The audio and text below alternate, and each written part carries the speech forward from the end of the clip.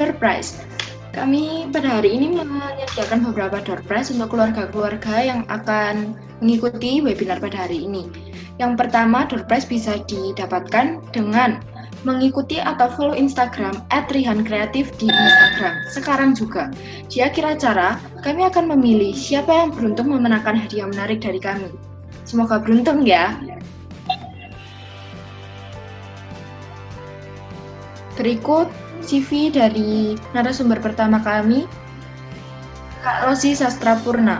Jabatan resminya adalah dosen prodi psikologi di beberapa universitas-universitas yang ada di Indonesia. Background akademi dari Kak Rosi adalah program doktor psikologi, program magister psikologi, dan program sarjana psikologi. Karya buku yang dimiliki Kak Rosi antara lain Psikologi Pendidikan terbitan Indeks Jakarta pada tahun 2015, Psikologi Anak terbitan 2020, dan Suatu Pengantar Psikodiagnostik terbitan 2020. Narasumber yang webinar hari ini adalah Kak Rini Handayani, MPDK PC. Jabatan resmi Kak Rini Handayani adalah sebagai founder Rihan Kreatif, Professional Trainer at Kidzana Ministries USA, konsultan pendidikan sekolah, konsultan HRD, serta asesor Badan Akreditasi Nasional. Academic background dari Kak Rini Handayani adalah sebagai program doktor psikologi, program magister pendidikan, program profesi konselor, program sarjana teologia. Kak Rini Handayani juga pernah menulis beberapa buku populer seperti Pizza dari Surga, Alfi Sang Malaikat Ingusan, Cinta Tak Bersepatu, Cinta Mama Papua untuk Anak Indonesia, serta audiobook Sang Rasa Dalam Aksara. Buku-buku tersebut dapat didapatkan melalui Tokopedia Rihan Bookstore.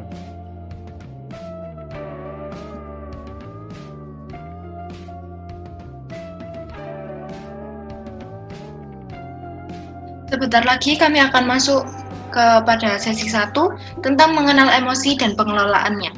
Kepada Kak Rosi, dipersilahkan.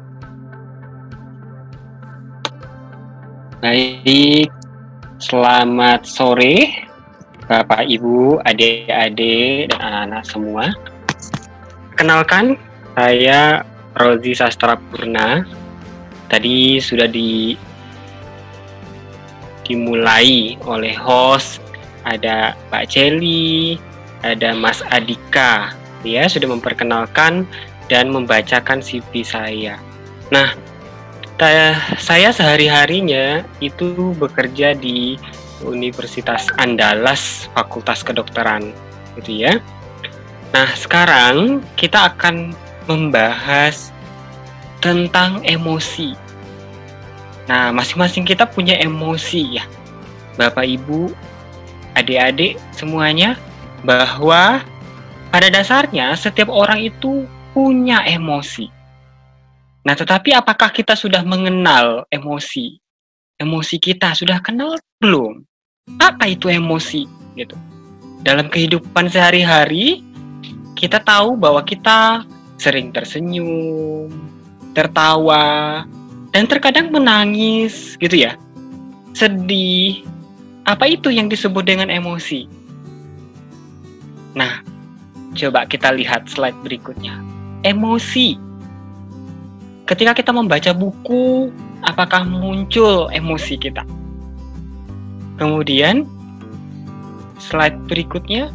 Nah, ketika kita menemui seseorang, berinteraksi dengan orang lain, gitu ya, apakah muncul emosi kita? Emosi apa yang muncul? Gitu. Kemudian ketika kita sendiri, kita merasa sedih atau kaget, itu juga emosi. Pernahkah Bapak Ibu emosi seperti itu? Sering ya, kalau bagi adik-adik mungkin emosinya lebih ke ceria, gembira, tertawa.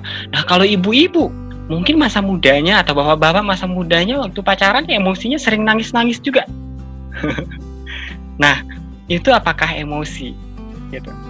Kemudian kita lihat lagi, next. Kadang ada kalanya kita murung gitu ya. Ketika kita merasa bahwa, oh kalau anak sekarang itu moodnya berubah gitu ya. kita sering menyalahkan, oh saya moodnya lagi tidak bagus, gitu ya.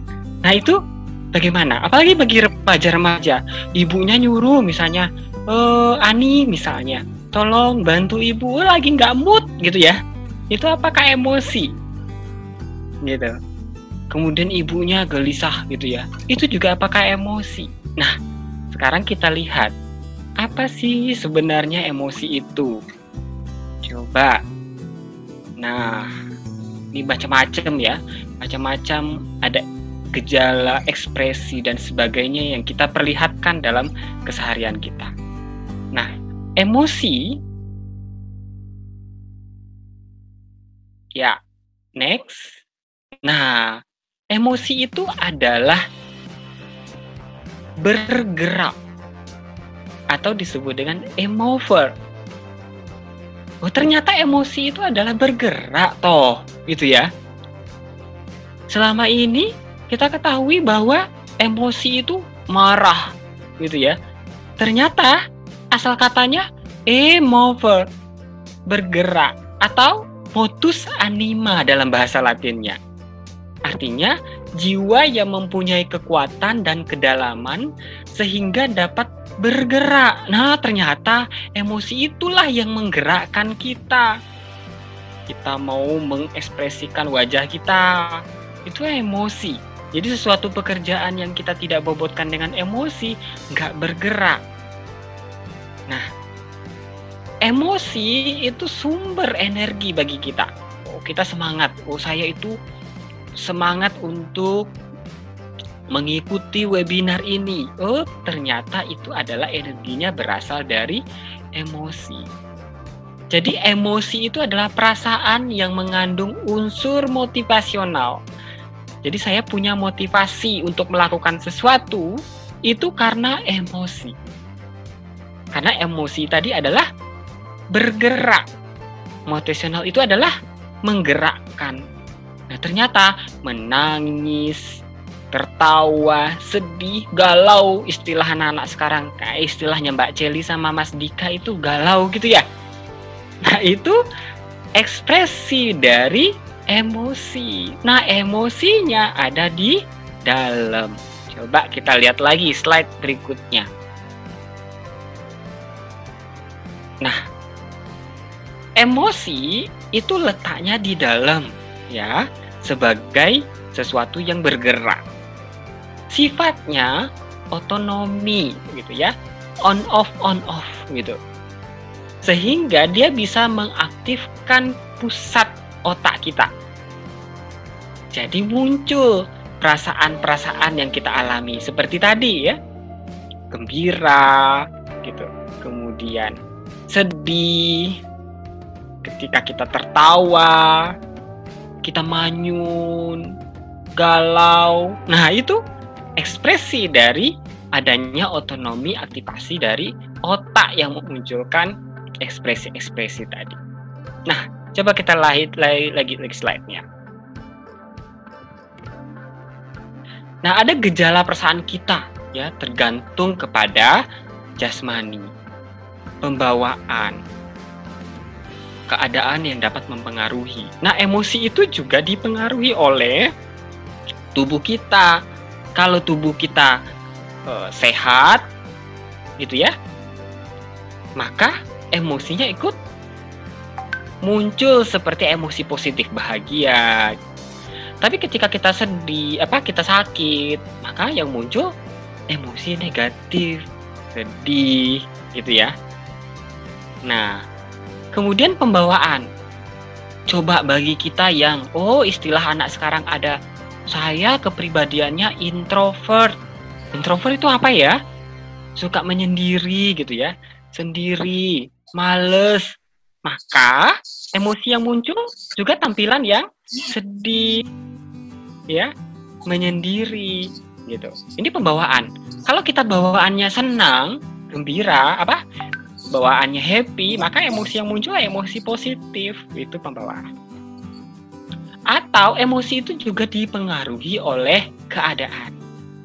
Ada anak-anak ya, adik-adik ya, kalau ibunya suka ngomel aja terus gitu ya, itu ada itu, hati-hati itu gitu ya. Atau bapaknya suka itu, tolong ambil itu gitu. Sepatu jangan di situ. Nah, bawaannya juga emosinya negatif, sedih gitu. Coba kalau ibunya, nah itu ibunya selalu mengungkapkan hal-hal yang positif gitu ya, maka emosi anak juga ikut positif karena keadaan yang mempengaruhi.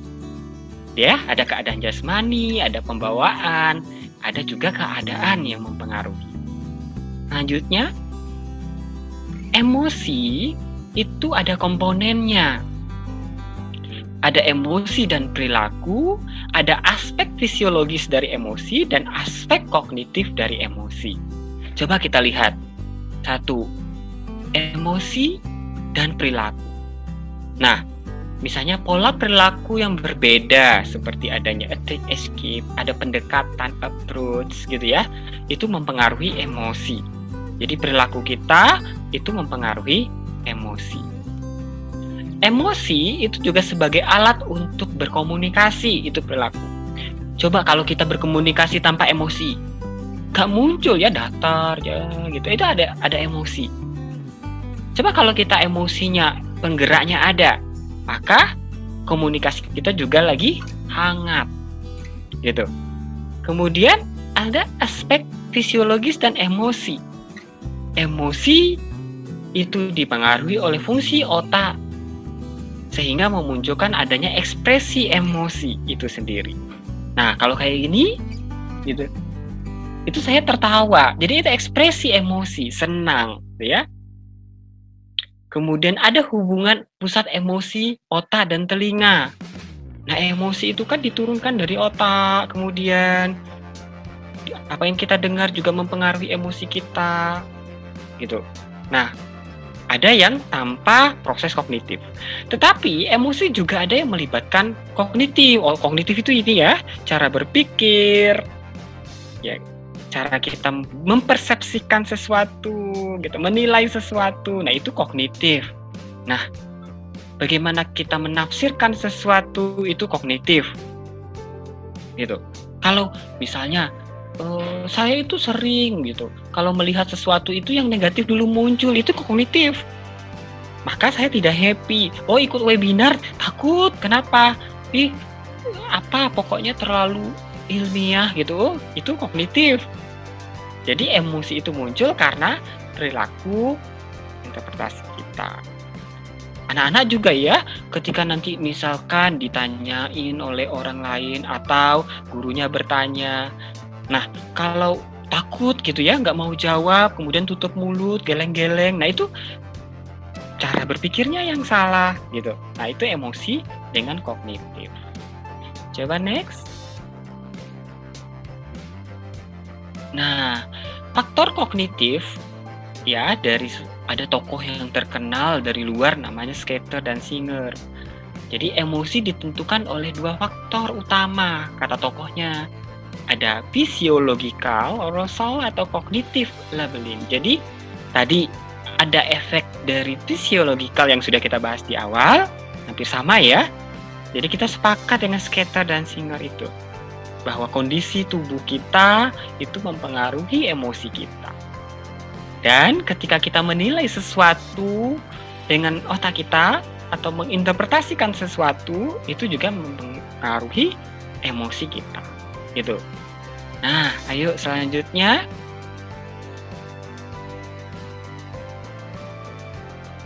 Nah, kita bahagia jika kita berpikir bahwa kita bahagia. Jadi kalau kita berpikir, aduh belum masak nih ibu-ibu ya, kata anak-anak, ibunya ngomel terus misalnya kalau anak-anak. Nah, itu artinya bahwa kita berpikir bahwa kita tidak bahagia. Tapi kalau kita bahagia, oh ada COVID, ya nggak apa-apa, mungkin kita disuruh di rumah saja gitu ya. Saya bisa lebih berinteraksi dengan anak-anak gitu. Ya waktunya nggak bisa belanja, ya saya bisa masak-masak gitu. Nah itu bahagia. Lanjut next. Ada yang bentuknya perilaku. Jadi tidak hanya fisiologis dan kognitif, juga ada bentuknya perilaku. Seperti ekspresi wajah, ya. Kalau kita senang itu diekspresikan, itu dalam bentuk ekspresi wajah atau perilaku. Next, lanjut.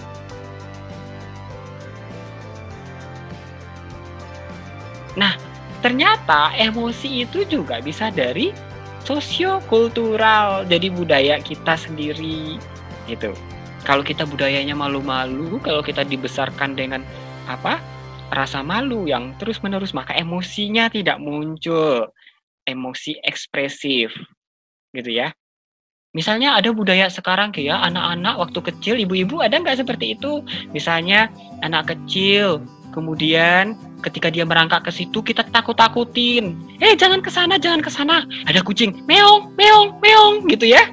Takut anaknya, jadi ekspresinya terhambat gitu ya. Tidak percaya diri dewasanya. Kenapa? Di kecil itu sering ditakuti-takuti oleh ibunya. Mau merangkak ke situ, ada meong, meong, meong gitu ya. Nah, maka itu juga budaya yang membuat seseorang tidak bisa mengekspresikan emosi yang positif gitu ya. Lanjut. Nah, terkadang ada perbedaan budaya yang mempengaruhi sesuatu. Jadi apa yang kita lakukan itu pengaruhan dari emosi kita. Nah, ada yang positif, ada yang negatif gitu ya. Misalnya kalau kita coret-coret tembok, istilah sekarang apa? Vandalisme. Itu negatif. Apakah emosi? Iya. Macam. Kalau kita positif apa? Misalnya kita mendengarkan dengan baik apa saja yang bisa mempengaruhi perkembangan pengetahuan kita. Nah, itu positif. Jadi ada dua dimensi pendekatan emosi. Ada yang positif, ada yang negatif. Lanjut, next.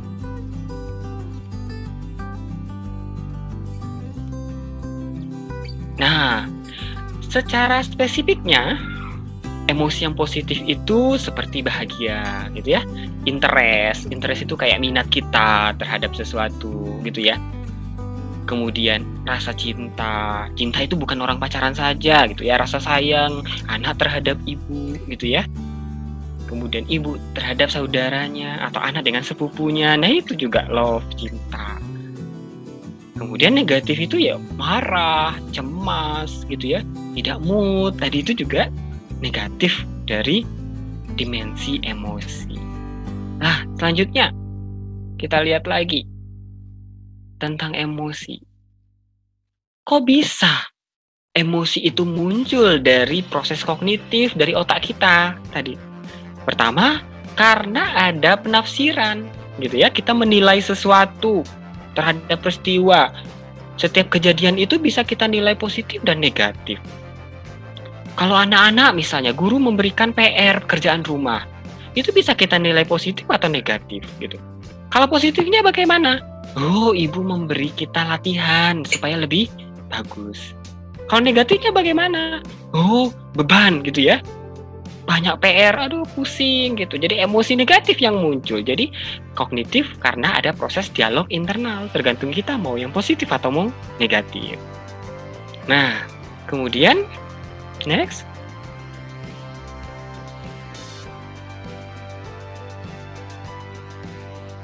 Nah, kalau yang emosi negatif yang sering muncul, maka yang timbul itu adalah stres. Waduh, saya stres gitu ya. Sering demam, kemudian mual, muntah. Nah, itu stres yang muncul. Setelah dibawa ke dokter, nggak ada masalahnya. Ternyata psikosomatis akibat dari stres. Nah, itu kalau kita selalu berpikir tentang hal-hal yang negatif. Tapi kalau kita berpikir tentang positif, maka yang muncul adalah rasa bahagia tadi. Nah, kalau stres, gejala-gejala psikologisnya seperti tadi ini, cemas, bingung, sedih, jengkel, salah paham, gitu ya. Gelisah, gagal. Nah, itu gejala psikologis dari akibat kita yang negatif, gitu. Nah, next. Kalau kita sudah negatif, maka ada reaksi tubuh yang muncul, gitu ya. Positif juga memunculkan berbagai perilaku. Ada perilaku tubuh, ada suara, ada reaksi fisiologis, ada penampilan. Gitu. Bagaimana bentuknya? Coba dilanjutkan. Nah, tangan. Oh, orang emosinya bersemangat, interest tadi itu, maka tangannya ikut. Tapi kalau orang takut bagaimana? Tangannya disembunyikan gitu. Nah, itu perilaku tubuh dari emosi. Kalau fisiologis, misalnya melebar, napas tersengal-sengal gitu ya, wajah merah pucat, malu. Nah, itu emosi juga. Gitu. Kemudian kalau makro, gerakan tubuh yang sikap tubuh tadi ya. Nah, kalau penampilan, duduk kita. Nah, orang interest kan duduknya ke depan gitu. Kalau anak-anak ketika belajar, duduknya gimana misalnya? Kalau nyender begini, nah itu emosinya tidak dibobotkan lebih besar untuk hal-hal yang sifatnya interest tadi, positif. Tapi ketika kita bersemangat melihat gitu. Nah, walaupun belajarnya daring gitu ya, nah itu tetap harus dibobotkan emosinya supaya tetap bersemangat. Tapi kalau kita sudah negatif feeling, kemudian kita duduknya di belakang, maka tidak semangat belajarnya. Karena emosi tadi yang kita buat. Oke, lanjut. Next.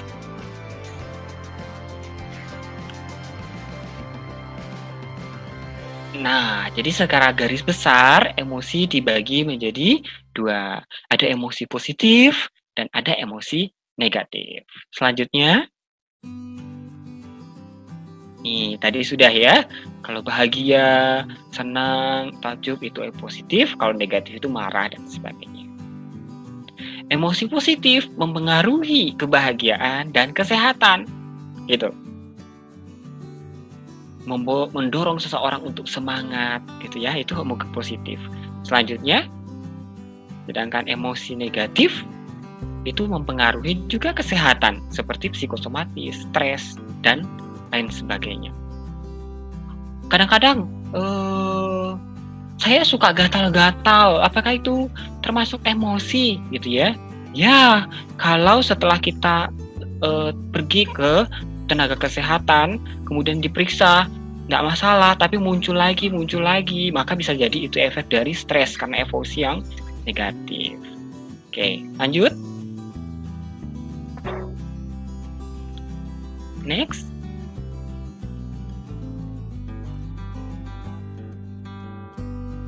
Nah, setelah kita tahu bahwa bagaimana terbentuknya emosi, berbagai faktor yang mempengaruhi emosi, nah sekarang bagaimana kita menyikapi itu semua?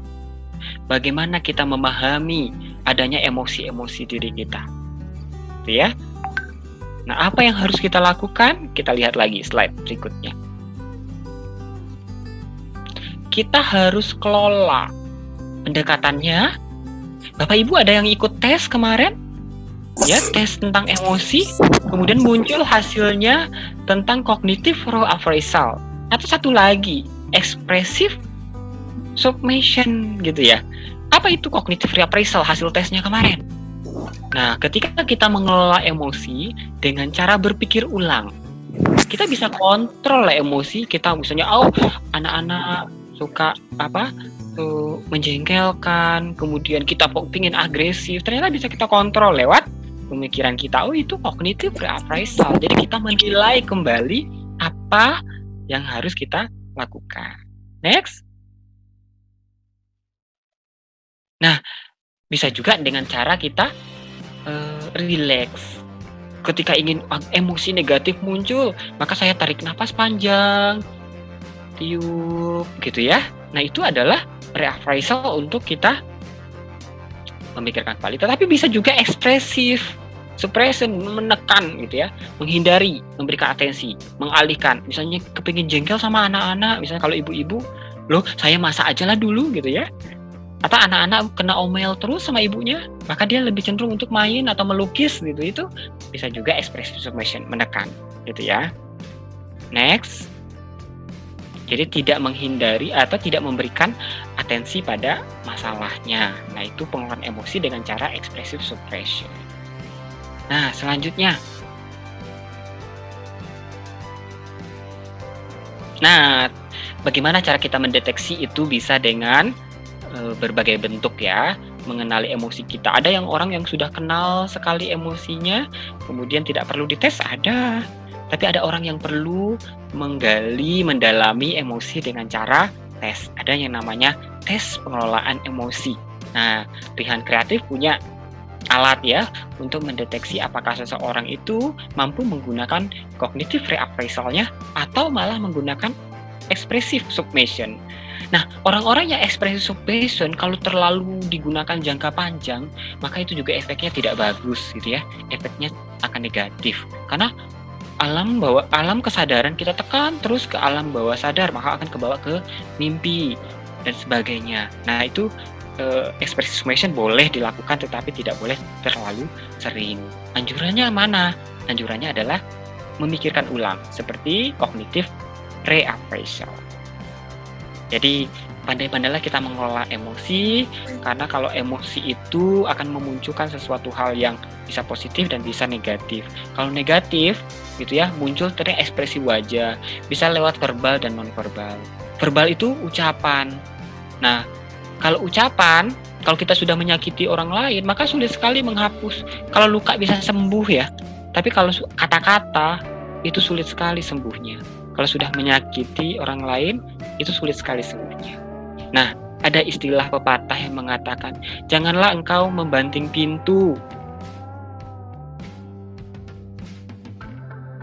Ada pepatah yang mengatakan, kedengaran ini sinyalnya agak bermasalah.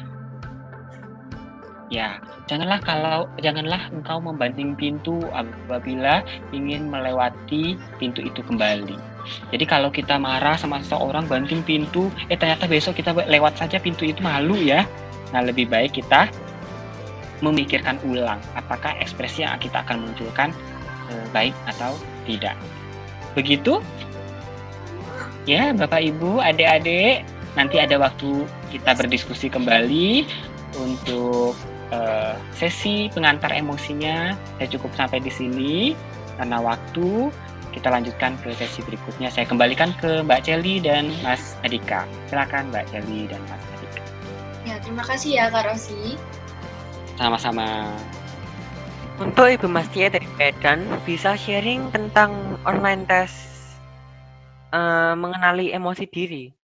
Ibu Mastia dari Medan, dipersilahkan. Bu Mastia dari Medan, kami persilahkan. Halo.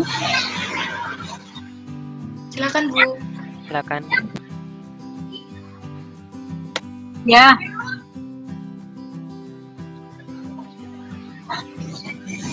Saya mau sharing tentang tes emosi yang kemarin yang ikut ya. Kebetulan kan saya konselor juga. Saya seorang konselor anak, saya seorang guru pengajar. Tapi kemarin ketika ada program dari Wuhan untuk tes emosi, saya mencoba untuk pingin tahu gitu sebenarnya mana sih sebenarnya emosinya saya gitu saat ini. Kebetulan saya punya satu orang anak gadis, seorang teenager, Alicia, yang sedang usia 11 tahun, yang sedang dalam usia pertumbuhan dan perkembangannya yang cukup membuat saya kok kayaknya ini kok begini ya gitu. Jadi dia nggak seperti yang saya pikirkan sebelumnya. Anak 11 tahun itu di usianya dia itu biasanya saya pikir hanya masih standar-standar aja. Ternyata ini anak gadisku sudah mulai kayaknya sudah mulai lebih mengarah kepada anak remaja. Akhirnya aku ngambil tes itu, kami berdua ikut tes, saya dan Alicia. Dan dari hasil tesnya kemarin saya membaca bahwa saya seorang dari hasil tes itu saya bisa melihat, oh iya ya sebenarnya begini. Saya karakter emosinya saya atau emosi yang saya miliki itu sebenarnya begini. Dan ada beberapa saran yang di dalam sertifikat itu yang anjuran bagi saya bagaimana saya harus memperlakukan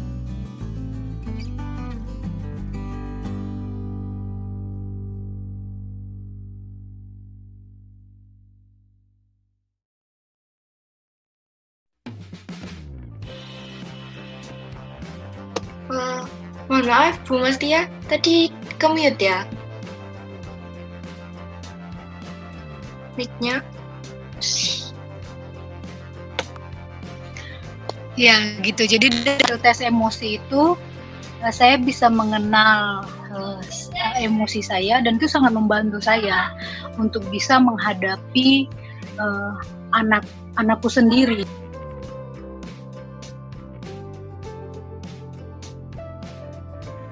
Jadi saya nggak bisa melihat anak saya sendiri dengan perspektifnya saya seperti yang dijelasin tadi gitu. Jadi setelah tes itu sangat membantu bagi, dan aku sangat beruntung untuk boleh ikut.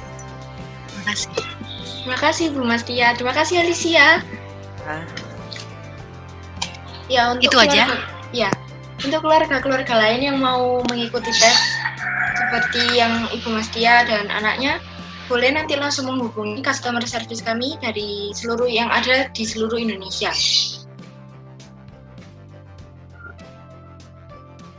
Sebentar lagi kami akan menayangkan video tentang online tes anak.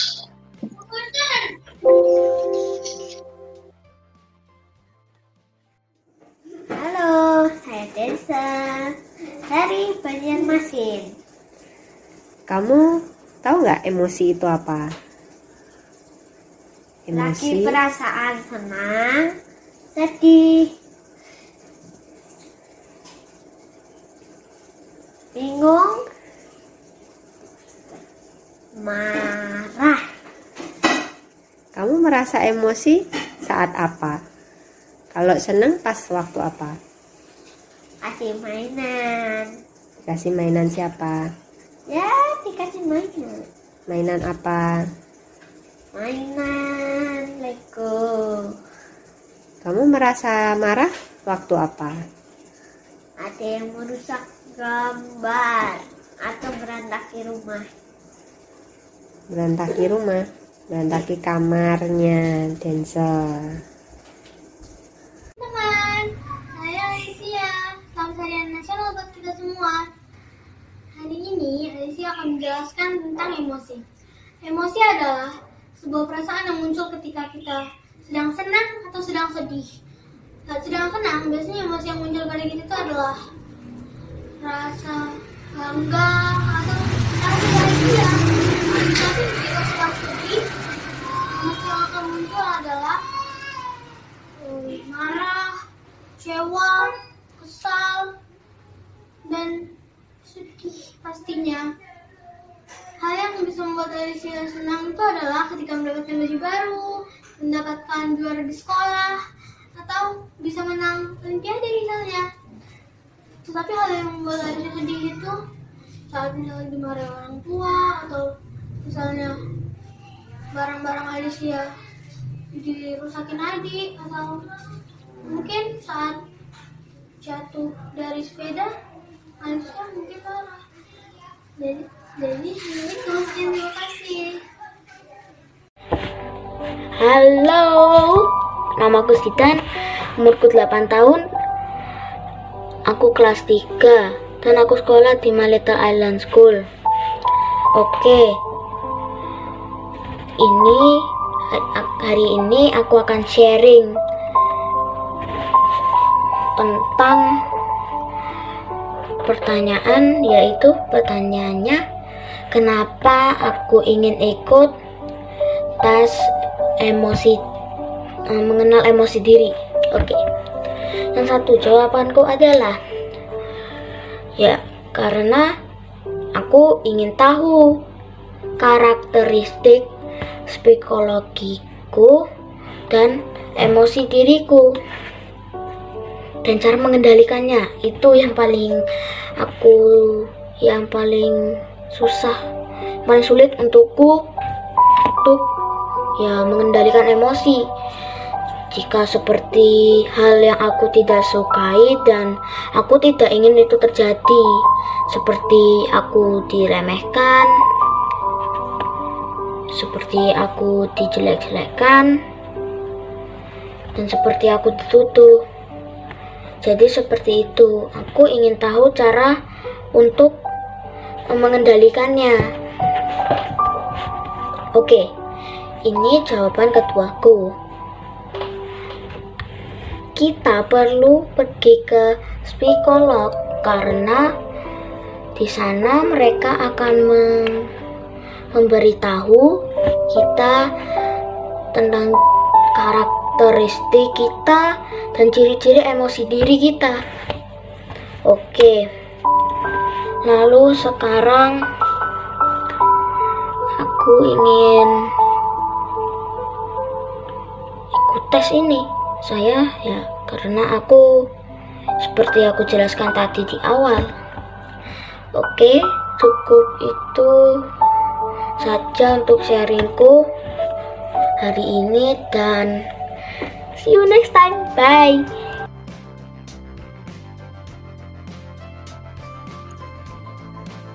Tema yang selanjutnya adalah saat aku emosi dan orang tuaku emosi. Narasumber sesi kedua ini adalah Kak Rini Handayani selaku konselor anak dan keluarga. Selama sesi 2 berlangsung, keluarga yang hadir pada sore hari ini boleh menuliskan pertanyaan-pertanyaan di kolom chat. Oke, terima kasih Adika, terima kasih juga Celi, juga terima kasih Celo yang di balik layar buat nyusun semuanya. Selamat sore Bapak Ibu, kaum muda, juga anak-anak yang bergabung di webinar ini. Senang sekali bisa bertemu dengan semuanya. Dari tadi ngomongin tentang emosi sampai closingnya Zidan agak mengaduk emosi juga ya. Ini kayak kita jadi ngerti bahwa anak-anak pun bisa ngerasain tentang emosinya, dan anak-anak pun ternyata pengen tahu tentang apa yang terjadi di dalam dirinya gitu. Jadi ternyata bukan cuman orang dewasa, ternyata bukan cuman orang tua yang kadang nggak ngerti tentang perasaannya. Yang semuanya itu tadi Kak Rosi udah sebutkan bahwa semuanya itu bicara tentang emosi. Emosi itu ada positif, ada negatif, ada perasaan marah, sedih, bahkan tadi Jigan juga bilang bahwa emosi itu juga kalau ngerasa diejek, disepelekan gitu tadi. Dan dalam sesi ini kita akan fokus pada emosi tentang ketika orang tua mengalami perkembangan emosinya, anak juga punya perkembangan emosinya. Jadi kalau di tema ini kita akan ngomong ketika orang tuaku emosi dan aku juga emosi, ini kenapa ya gitu ya. Disebut perkembangan karena yang pertama, emosi itu mengalami perubahan sama seperti anak-anak tumbuh lebih tinggi, lebih tinggi, lebih tinggi lagi. Sama dengan orang tua yang juga mengalami perubahan. Kalau dulu merasanya bahwa oh gini aja oke. Kemudian di tahun selanjutnya sudah punya ekspektasi terhadap kehidupan. Kakak-kakak mahasiswa misalnya baru masuk kuliah tuh, oh senang banget gitu ya, menikmati masa kuliah, masa belajar. Begitu masuk skripsi, aduh ini emosinya berubah. Itu tandanya bahwa emosi itu tidak selalu sama, emosi mengalami perubahan. Yang kedua, emosi seseorang tidak dapat selalu sama. Saya ngomong dulu sama anak-anak nih. Kalau kalian berteman, ada teman di sekolah, teman baru, terus awalnya dia baik. 1 bulan berikutnya, kamu merasa, kok dia nggak baik lagi ya? Atau 1 tahun berikutnya, kok dia jadi nakalin aku ya? Itu disebabkan karena emosi seseorang tidak dapat selalu sama. Yang remaja, yang kaum muda misalnya, baru jadian nih, wih sweet. Kamu yang udah mahasiswa pacaran ya, anak-anak ya, baru jadian gitu, berbunga-bunga, luar biasa, semuanya kelihatan indah gitu. Begitu 2 tahun, kok kamu nggak sama ya seperti dulu? Aku jatuh cinta sama kamu bukan karena kamu yang ini. Kenapa kok jadi berbeda? Karena emosi seseorang tidak dapat selalu sama.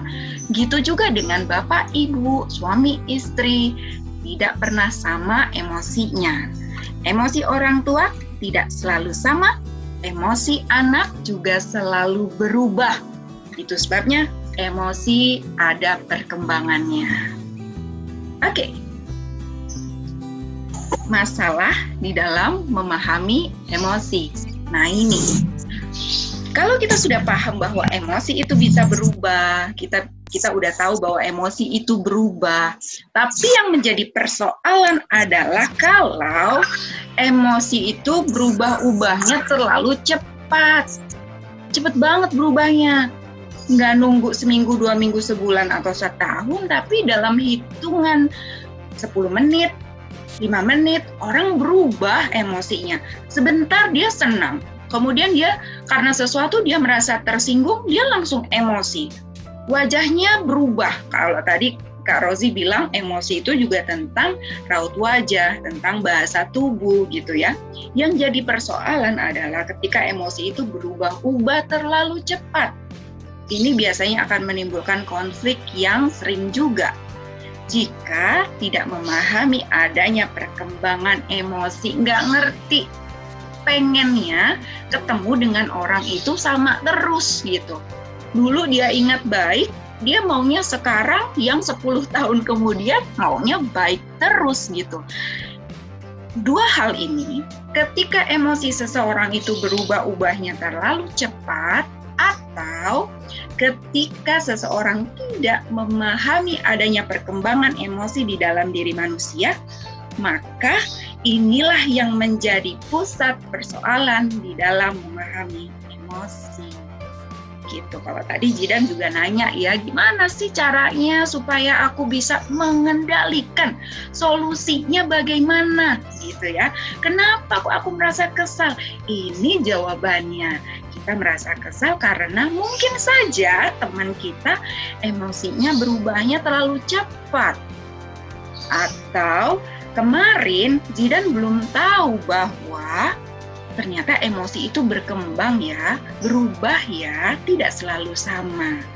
Supaya bisa lebih mengendalikan diri. Begitu juga dengan orang tua, begitu juga dengan kaum muda. Kita pegang dulu deh poin ini. Kita ngerti banget bahwa emosi itu nggak bisa tetap, dia akan berubah. Tapi hati-hati, perubahannya jangan terlalu cepat, hitungan 10 menit atau 1 jam langsung berubah emosinya. Ini bisa menjadi persoalan bagi orang lain dan juga bagi diri sendiri. Kita lihat slide berikutnya. Hah? Di mana dia? Bersembunyi? Oh, ini dia sudah muncul. Nah, ini bicara tentang mengapa orang tua dan anak punya peluang berbeda pendapat ya. Kalau saya bilang tentang orang tua dan anak, ini bukan hanya menyebut tentang anak-anak yang masih kecil, masih remaja, yang kuliah dengan orang tuanya. Tapi kalau saya sebut mengapa orang tua dan anak, ini bisa jadi anaknya udah dewasa, udah berkeluarga, bahkan udah punya anak juga. Ini juga berpeluang untuk beda pendapat dengan orang tuanya, yang anaknya sebut neneknya atau dengan mertuanya gitu ya. Kenapa sih orang tua dan anak punya peluang berbeda pendapat? Karena punya perbedaan situasi emosi dan perkembangan emosi. Jadi kuncinya di situ. Kenapa orang tua dan anak punya peluang untuk beda pendapat? Karena punya perbedaan situasi emosi dan perkembangan berbeda. Karena jenjang usianya beda, lingkungannya berbeda. Begitu ketemu, ini belum tentu langsung cocok. Begitu ketemu, belum tentu langsung klik. Jangan-jangan begitu ketemu langsung emosi jiwa. Ngelihat raut mukanya aja, aduh, udah emosi gitu. Kenapa kok bisa begitu ya? Karena masing-masing berasal dari situasi emosi yang berbeda dengan perkembangan yang berbeda. Kita lihat gimana ya solusinya.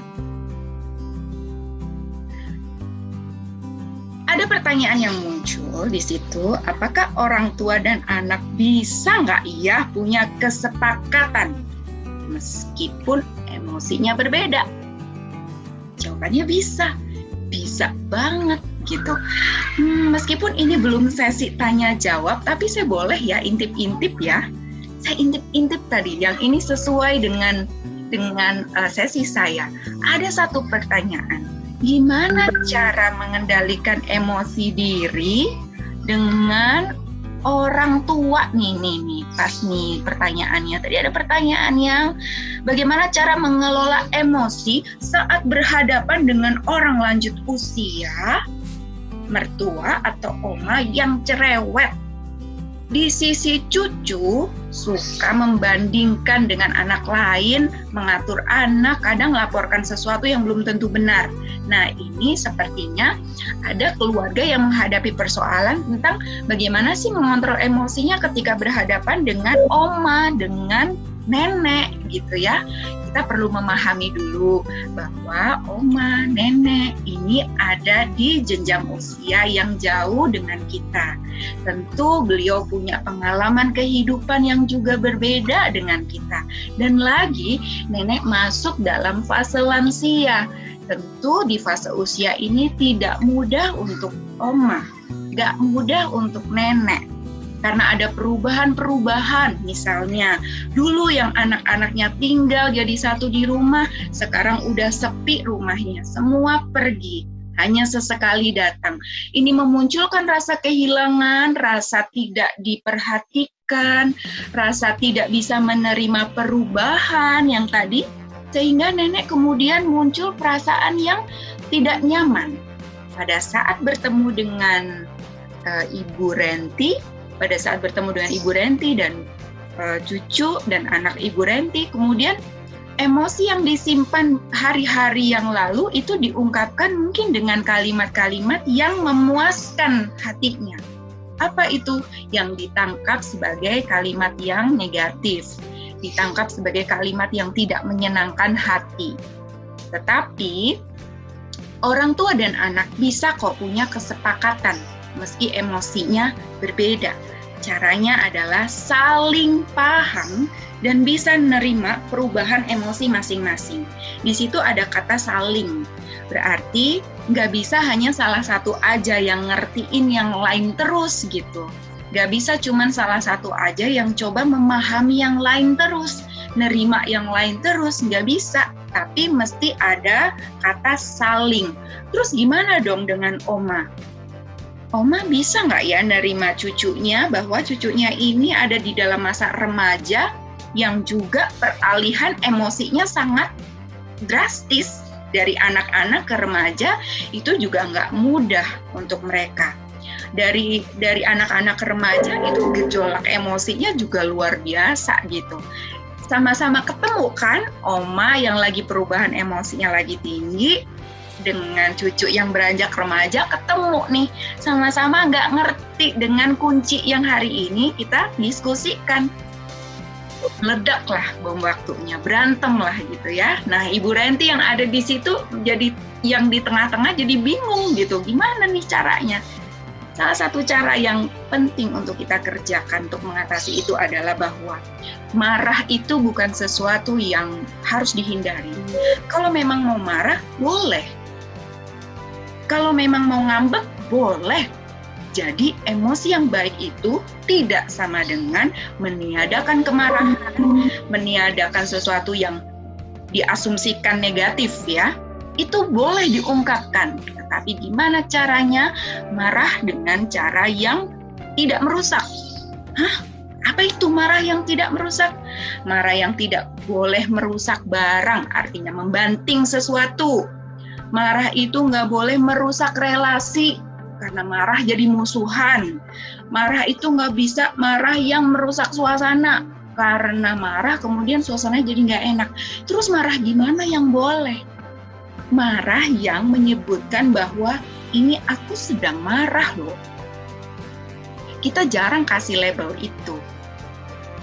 Kita seringkali langsung mengekspresikan kemarahan itu dengan mungkin ada yang banting pintu, banting barang, atau mengeluarkan kata-kata yang tidak menyenangkan buat orang lain. Tapi kita lupa mengatakan kepada orang yang membuat kita marah bahwa aku sedang marah sama kamu.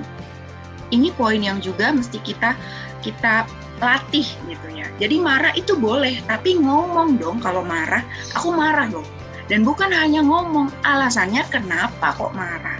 Jadi komunikasi menjadi hal yang paling penting supaya orang tua dan anak punya kesepakatan di antara perbedaan emosi satu dengan yang lain. Kuncinya saling memahami dan menerima perubahan emosi masing-masing. Kita lihat slide berikutnya akan bicara tentang mengelola emosi yang sehat di dalam keluarga. Jadi, emosi yang sehat di dalam keluarga itu bukan berarti bahwa di dalam keluarga itu baik-baik aja atau nggak pernah berantem. Bukan itu yang dimaksud dengan emosi yang sehat. Emosi yang sehat itu ketika masing-masing anggota keluarga mulai mengasah kepekaannya satu dengan yang lain. Peka dengan apa yang dialami oleh anggota keluarga yang lainnya. Peka dengan apa yang diekspresikan oleh bahasa tubuh anggota keluarganya. Peka dengan raut wajah, ekspresi wajah. Peka dengan pilihan kata. Kalau udah kayak gini nadanya, kayaknya lagi sedih nih.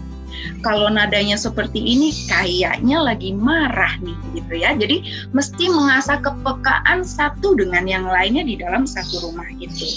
Setelah kita mencoba melatih diri mengasah kepekaan, kita juga mulai mengasah empati. Kalau tahu bahwa ada sesuatu yang terjadi dengan anggota keluarga kita, misalnya kok raut wajahnya nggak kayak biasanya ya, kok mukanya agak nggak enak ya, kok kelihatannya lagi sedih ya, itu kan dugaan kita karena kita belajar untuk peka. Kita belajar berempati, kok kayaknya begini ya.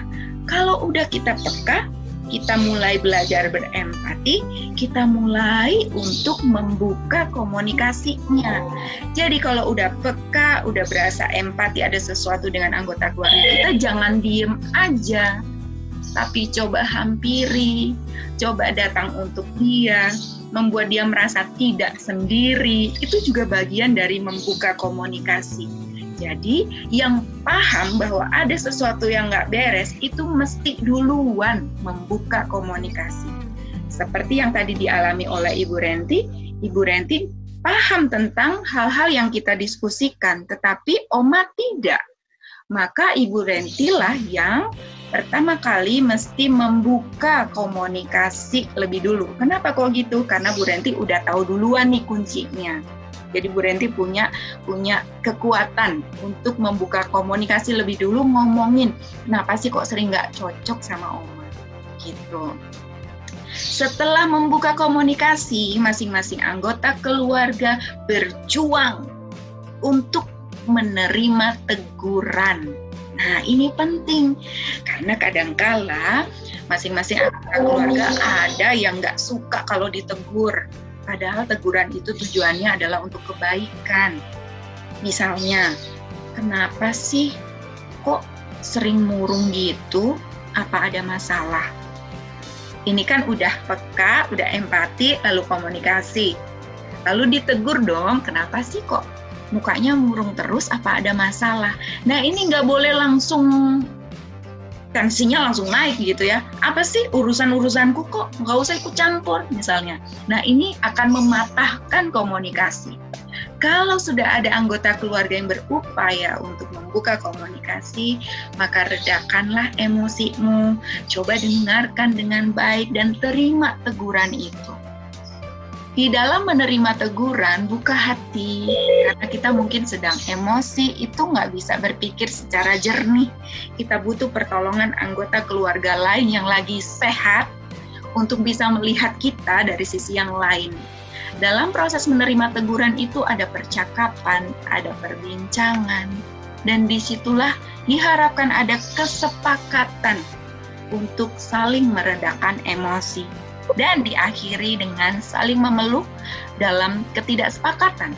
Apa itu yang dimaksud saling memeluk dalam ketidaksepakatan? Saling menghargai perbedaan.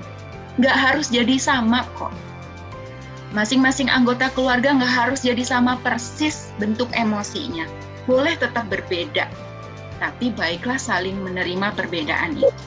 Oke, sebelum saya lanjutkan lagi, audiens yang ada di sini yang sekarang ini datang atau nimbrung di webinar ini bareng dengan keluarga, apakah ada?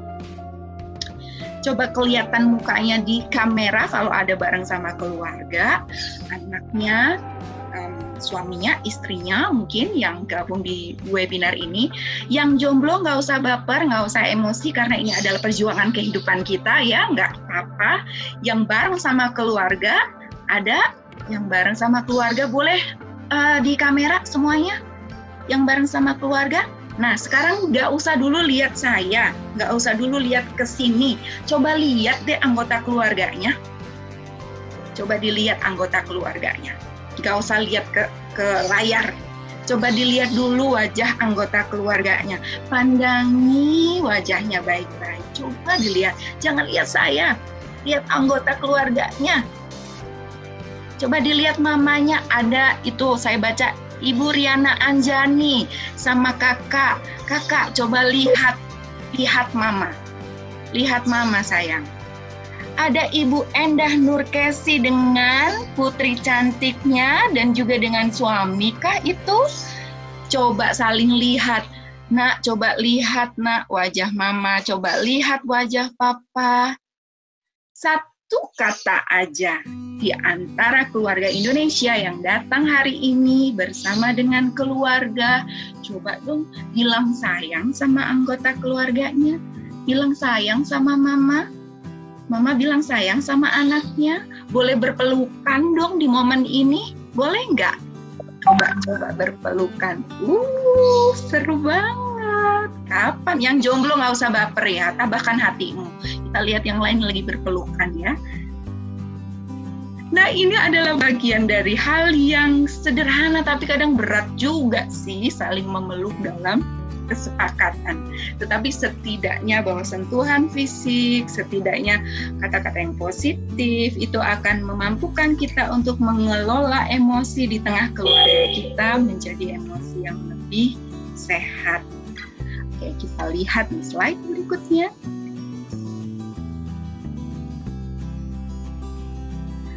Nah, ini yang kita mau baca sama-sama yuk, tidak usah di-unmute, tetap mute saja. Tapi kita akan baca sama-sama 3 kalimat ini. Anak-anak yang bisa membaca, kita juga mau baca sama-sama ya. Kalimat yang pertama, 1, 2, 3. Emosi itu berasal dari pikiran. Maka mikir dulu sebelum meluapkan emosi. Yang kedua, pikir banyak hal positif supaya ekspresi emosi pun dapat positif. Ya, keren. Yang ketiga, luapkan emosi negatif dengan cara, waktu, dan kepada orang yang tepat. Yeay, semuanya bisa, luar biasa. 3 hal ini. 1, emosi itu kan berasal dari pikiran loh. Emosi itu bukan dari sini, dari perasaan. Tapi tadi Kak Roji udah sampaikan, emosi itu dari kognitif juga, dari apa yang dipikirkan juga. Emosi berasal dari pikiran, jadi sebelum kita meluapkan emosi, mesti mikir-mikir dulu. Jangan sampai kita menyesal karena kita meluapkan emosi yang tidak tepat, gitu ya. Jangan sampai kita nyesal karena kita nggak mikir dulu sebelum luapkan emosi. Tadi Kak Roji juga bilang, jangan banting pintu terlalu keras. Jangan-jangan kita akan kembali lagi ke tempat itu, gitu ya. Jadi, kalau mau meluapkan emosi, tenang dulu dan mikir apa yang saya lakukan untuk meluapkan emosi. Pikir banyak hal yang positif supaya ekspresi emosi pun dapat positif. Dan ini yang penting, marah boleh, sedih boleh, nangis boleh, tapi luapkan emosi negatif itu dengan cara yang tepat, waktu yang tepat, dan kepada orang yang tepat. Jadi, kalau ibu bapak pekerjaan di rumah, di kantor numpuk, pekerjaan di tempat kerjaan numpuk, nggak bisa menyelesaikan, jangan emosinya dibawa ke rumah. Itu berarti marah, emosi yang tidak pada tempatnya. Anak-anak yang jengkel, kesel sama teman-teman di sekolah, nggak boleh marahnya sama mama atau papa di rumah. Nah, sekarang persoalannya adalah ini belajarnya di rumah udah lama banget nih, pasti emosi jiwa antara orang tua dan anak. Tadi Kak Celi sama Kak siapa tadi? Kak Dika tadi juga sharing, aduh bete banget, kangen sama teman-teman, di rumah terus nih belajarnya gimana, pasti emosinya akan teraduk-aduk, apalagi yang udah mulai jadian-jadian gitu ya, kangen sama pacarnya katanya begitu. Yang anak-anak kecil masih tidak boleh pacaran ya. Luapkan emosi dengan cara dan waktu dan orang yang tepat. Jadi nggak boleh marahnya sembarangan marah. Harus dipikir dulu dengan baik, dipikir dulu dengan tenang. Oke, itu dari saya materi tentang ketika orang tua emosi dan anak emosi. Kita mesti sama-sama saling memahami bahwa setiap usia itu punya perkembangan emosinya dan setiap orang itu berubah, termasuk emosi seseorang bisa berubah. Kuncinya kita mesti mau menerima perubahan orang lain, kita mau menerima perbedaan orang lain, supaya kita bisa mengendalikan emosi kita dengan cara yang tepat. Terima kasih Kak Celi, terima kasih Dika. Kita masuk ke sesi tanya jawab. Tapi sebelum itu sorry. Sebelum tanya jawab, bolehkah saya undang salah satu peserta yang udah ngikutin tes emosi, Ibu Menik dari Banjarmasin. Ibu boleh mungkin sedikit sharing tentang apa pengalaman Ibu berkaitan dengan ikut tes emosi kemarin. Mungkin sedikit aja ya Bu ya, supaya kita langsung bisa tanya jawab. Terima kasih Dokter ini kesempatannya. Selamat sore semuanya, keluarga Indonesia, keluarga bahagia ya. Ini kedengaran ya suara saya? Ya. Ya. Terima kasih kemarin hasil tesnya, alhamdulillah sudah kami terima dan insya Allah sih kayaknya emang tepat gitu. Jadi intinya ya saya bisa seimbang lah kayak gitu istilahnya, kognitif dan ekspresifnya seimbang dan saya bisa menahan emosi. Dan di situ ada saran, meskipun saya cenderung bisa mengelola emosi dengan baik, ada saran, ada saatnya saya juga perlu memberikan ruang pada emosi negatif saya untuk diungkapkan gitu. Nah di sini saya baru tahu nih, ternyata memang perlu juga emosi negatif itu diungkapkan gitu. Tapi tadi seperti yang dokter ini sampaikan dengan cara yang tepat gitu, tidak merusak barang, tidak merusak situasi dan kondisi, suasana segala macam gitu ya. Nah seperti itu, cukup mengungkapkan bahwa saya marah, saya sedih, saya kecewa, saya khawatir. Nah gitu, tanpa harus menunjukkan hal-hal yang pastinya tidak mengenakan untuk orang lain. Nah itu seperti itu sih, itu luar biasa sekali sarannya bagi saya. Benar juga ya, memang perlu sekali kita sesekali mengungkapkan, mengekspresikan emosi negatif gitu. Mengelola emosi diri, menahan emosi negatif itu baik, tapi ada baiknya memang perlu ruang untuk emosi negatif. Terima kasih. Ya, terima kasih Ibu Menik dari Banjarmasin yang udah ikutan tes, dan juga tadi saya lihat ada Alicia dari Medan. Ya udah mulai ceria begitu tahu, oh ternyata mamaku seperti ini emosinya dan aku seperti ini, lalu bisa jadi klik lagi. Nah yang belum sempat untuk gabung tes emosi keluarga, nanti akan ada program-program lainnya dari Rehan Kreatif juga, dengan tes yang poinnya adalah supaya keluarga itu menjadi lebih sehat, menjadi lebih bermakna, gitu ya. Oke, waktu saya kembalikan ke Kak Celi sama Kak Dika. Thank you kalian berdua dan Bapak Ibu keluarga. Ini semua di-arrange oleh anak-anak remaja. Betapa kita bisa membayangkan mereka meng-arrange webinar seluruh Indonesia dengan partisipan yang ya cukup banyak gitu ya. Dan mereka remaja yang mengelola ini tentu mereka belajar banyak tentang bagaimana mengendalikan emosi supaya bisa mengelola webinar ini dengan cara terbaik yang mereka bisa. Terima kasih buat Celo, buat Celi, dan juga Andika. Terima kasih Kak Rini. Sebentar lagi kami mau masuk di sesi Q&A. kami sudah menyiapkan pertanyaan-pertanyaan yang tadi Bapak Ibu tuliskan di kolom chat. Pertanyaan yang pertama, Kak Adika, disilakan.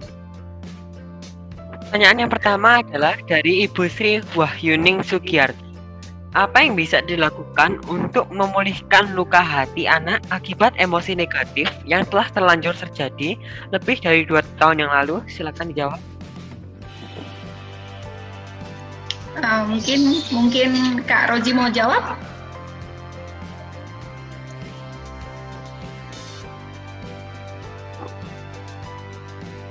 Oke, ini baru dibuka ya. Mute-nya. Adika boleh ulang pertanyaannya, Adika? Baik. Atau Mbak Seli ya? Apa yang bisa dilakukan untuk memulihkan luka hati anak akibat emosi negatif yang telah terlanjur terjadi lebih dari 2 tahun yang lalu? Oke, nah kalau luka yang simptom istilahnya ya, atau gejalanya yang masih muncul hingga 2 tahun berikutnya, itu bisa jadi ada peristiwa yang sifatnya traumatik, ya, traumatik. Nah, kalau ada peristiwa traumatik, itu biasanya akan dilakukan terapi untuk membantu anak menghilangkan traumatiknya. Kenapa traumatik itu bisa muncul? Karena sesuatu yang terjadi di alam sadar itu ditekan ke alam bawah sadar, sehingga munculnya pelan-pelan dalam bentuk simptom-simptom. Nah, jika simptomnya itu intensitasnya tinggi, gitu ya, kemudian sering terjadi, kemudian juga terkadang membahayakan dan membuat kehidupan sehari-harinya terganggu, maka dilakukan traumatik. Tetapi kalau secara sederhana, anak memang diminta untuk mengungkapkan. Tadi kan hari ini sudah cerita ya, kalau sesuatu hal itu harus terkadang diekspresikan juga gitu. Nah, artinya kita lakukan proses konseling, kita gali apa yang membuat anak itu masih menyimpan traumatiknya itu. Nah, kemudian ada proses terapi, artinya mensugesti anak. Sugesti itu memberikan stimulasi kepada anak secara berangsur-angsur untuk menghilangkan traumatiknya tersebut. Nah, gitu. Jadi kalau untuk menghilangkan sesuatu yang sifatnya traumatik 2 tahun lalu, itu juga punya proses gitu ya. Yang penting jangan khawatir, tidak ada yang tidak bisa dan tidak mungkin. Selagi kita akan selalu berusaha gitu ya, selagi kita masih berusaha untuk melakukan perbaikannya. Gitu. Kira-kira ya jawabannya. Oke. Dan saya nambahin dikit ya Kak Rozi ya. Ya, gimana caranya supaya orang-orang dewasa saat ini melakukan segala sesuatu dengan penuh cinta dari dalam hatinya, supaya tidak ada kesempatan membuat luka untuk anak-anak di sekitar kita. Supaya kita nggak perlu menyembuhkan trauma, tapi kita menciptakan benih-benih cinta dalam hati anak-anak kita, sehingga ketika mereka tumbuh, mereka hanya tahu bagaimana cara mencintai. Bukan sibuk menyembuhkan luka, tapi sibuk untuk mencintai sesamanya. Dan itu ada di tanggung jawab kita semua orang dewasa yang ada di sekitar anak-anak. Mungkin itu tambahan dari saya, dan kita pasti bisa.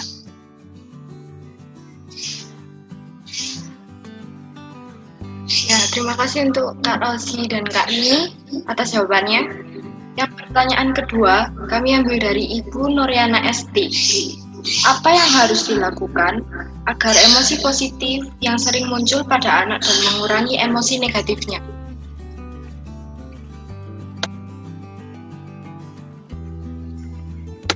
Silakan Kak Roji. Gimana Mbak Shelly?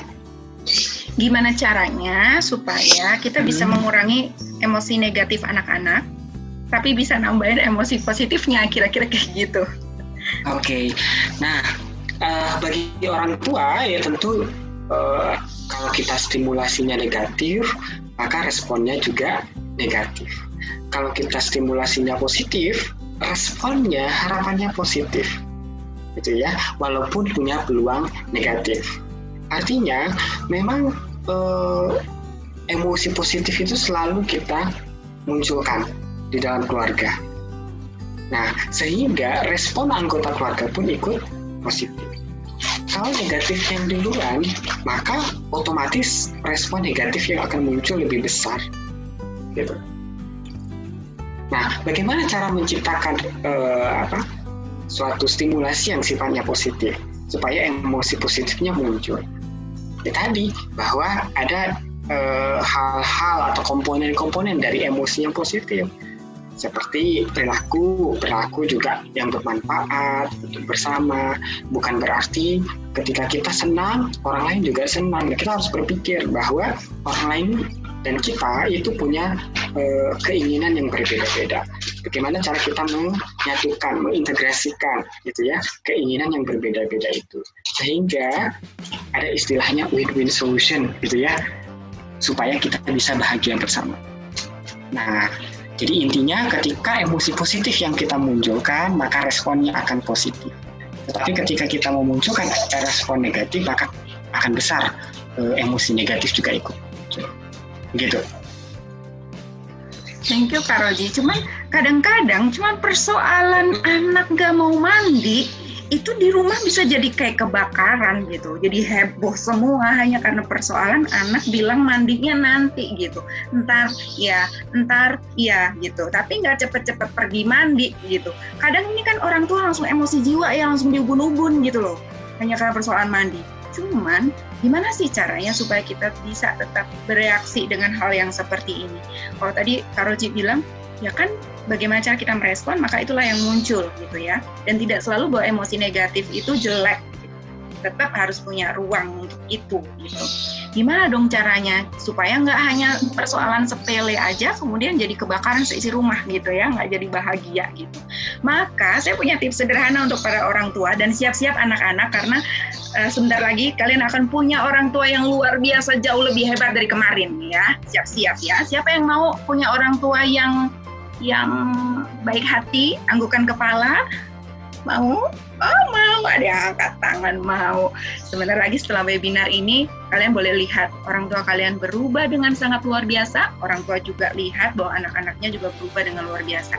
Persoalan mandi itu jadi masalah besar sekarang ini di banyak keluarga. Apalagi sekolahnya di rumah gitu ya. Kadang-kadang cuma pakai seragam dan nggak mau mandi gitu. Gimana dong caranya? Pakai 3 tahapan ketika marah.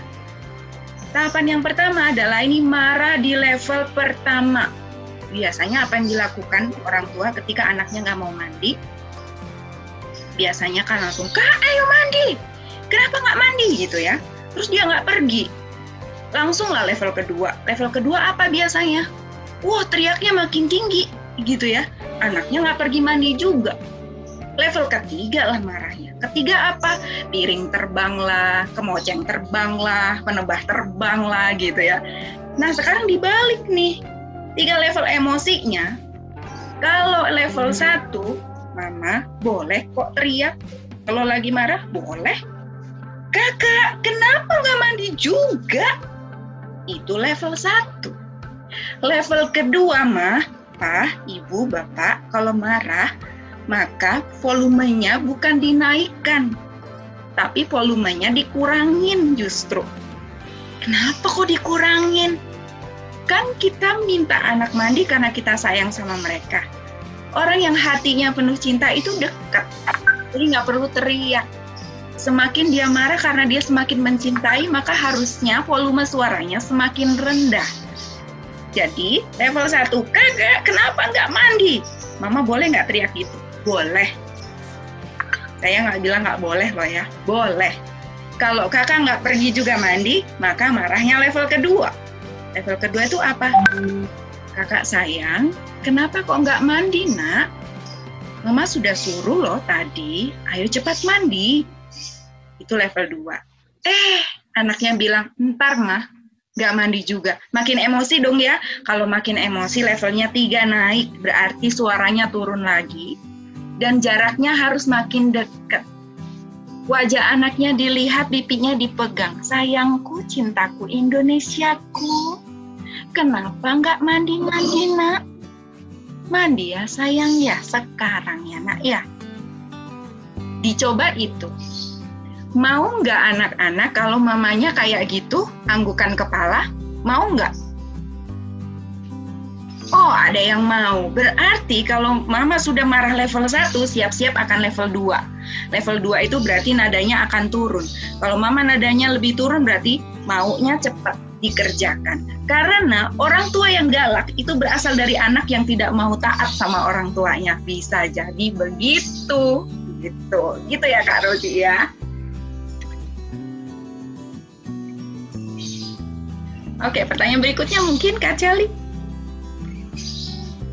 Terima kasih atas Kak Rozi dan Kak Rini. Selanjutnya saya ambil dari Bu Riana Anjani. Saat akan marah dengan anak, saya berusaha untuk menghitung sampai 3, berusaha supaya tidak jadi marah. Karena saya takut kemarahan saya dapat menimbulkan luka batin, tetapi dengan menahan emosi ini seperti hanya menunda bom yang akan meledak.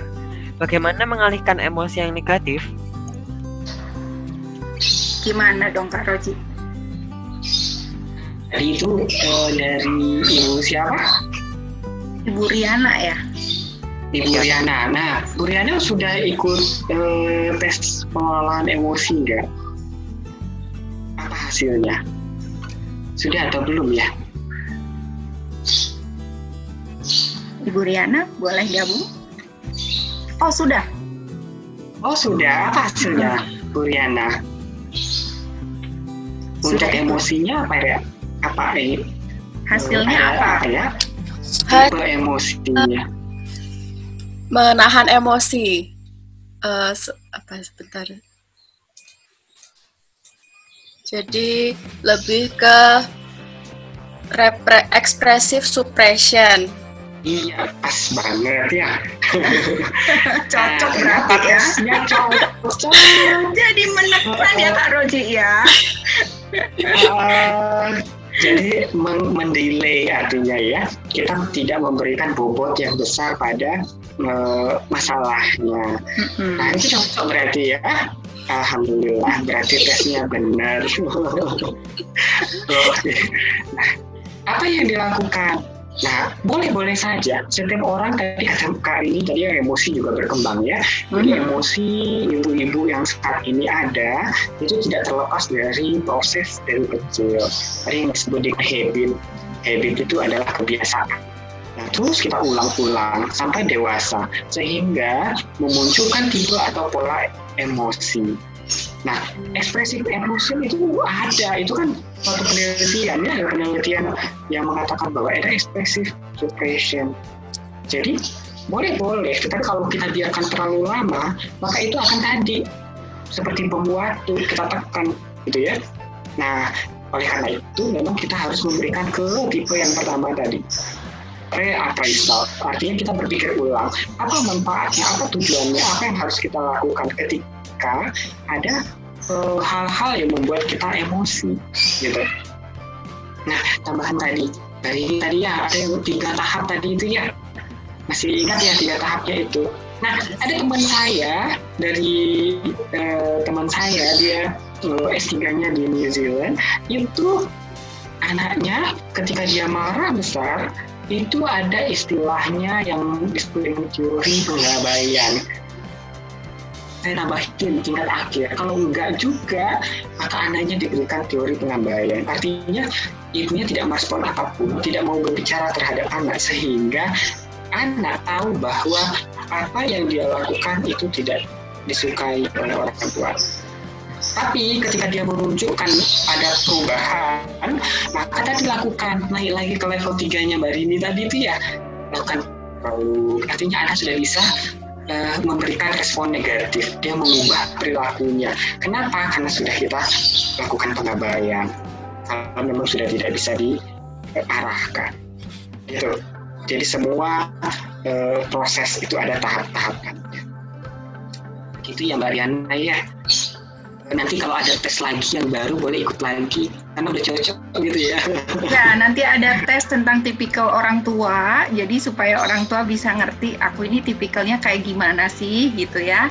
Sama tes juga anak-anak tuh karakternya gimana, nanti supaya bisa nyambung lagi gitu. Jadi program pilihan kreatif bulan Agustus ini akan ada tes karakteristik orang tua dan anak supaya orang tua bisa jadi merdeka mendidik anaknya, karena pola asuh itu nggak ada rumusnya.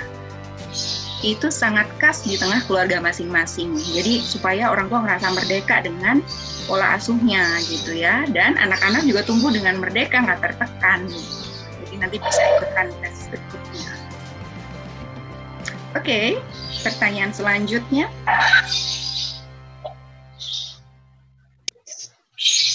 Pertanyaan yang terakhir kita ambil dari Bu Endah Nurkesi. Bagaimana mengelola emosi saat berhadapan dengan anak yang memiliki emosi yang meletup-meletup? Saat anak melakukan kesalahan yang sama dan berulang-ulang. Saat anak melakukan kesalahan yang sama dan berulang-ulang, gimana caranya? Caranya adalah memberikan nasihat yang berulang-ulang juga. Hah? Gimana dong? Aduh, kan mama sudah bilang, mama kan sudah pernah bilang, kenapa kok nggak dikerjakan juga? Gitu ya. Kan mama sudah sampaikan, kok diulang lagi? Karena pendidikan itu berulang-ulang. Jadi proses pengasuhan, pendidikan, nasihat itu juga nggak bisa dilakukan cuman sekali lalu beres. Misalnya, mama kasih nasihat nih, kalau mandi itu harus jam 4 sore, nah sudah mandi, sudah bersih. Besoknya dia melakukan kesalahan yang sama, mandi jam 7 malam gitu ya. Besoknya melakukan kesalahan yang sama. Maka caranya kita memberikan nasihat berulang-ulang juga. Gitu ya Ma, jangan capek-capek ya Papa Mama untuk kasih nasihat berulang-ulang. Mungkin Kak Roji bisa nambahin. Ya, tadi ya, kalau kebiasaan itu kan memang tidak bisa sekali dua kali ya, tapi dilakukan berkali-kali. Yo, kita sekolah juga sepanjang hayat gitu ya, sampai kita meninggal kita tetap harus mendapatkan pengetahuan baru. Artinya memang jangan bosan-bosan gitu ya untuk memberikan, kalau istilah psikologinya, karena saya adalah orang psikologi, itu stimulasi. Jadi nggak bosan stimulasi gitu ya untuk melakukan hal yang benar. Nah, siapa suruh sih punya anak gitu ya? Kalau sudah punya anak tanggung jawab, artinya ya tadi jangan capek, tidak menyerahkan ke orang lain. Oh, saya pernah punya klien. Dia bertanya kepada saya, Pak, kira-kira siapa sih orang yang bisa tepat untuk mengurus anak saya? Jawabannya apa coba? Nah, karena ibunya sibuk, misalnya ibunya salah satu petinggi di perbankan gitu ya, saya tidak sebut banknya. Nah, dia sulit sekali untuk menangani anaknya. Kemudian dia tanya, siapa sih orang yang tepat? Ya, saya sudah cari kemana-mana. Ya, yang tepat untuk memberikan stimulasi kepada anak adalah ibunya sendiri, gitu. Nah, jadi ibu itu adalah orang pertama yang harus memberikan stimulasi kepada anak. Kalau ibunya udah bosan, aduh, bagaimana lagi, gitu ya. Nah, maka tadi melakukan hal yang berulang-ulang itu wajar, karena kita usaha untuk mengarahkan anak ke hal yang lebih baik, gitu.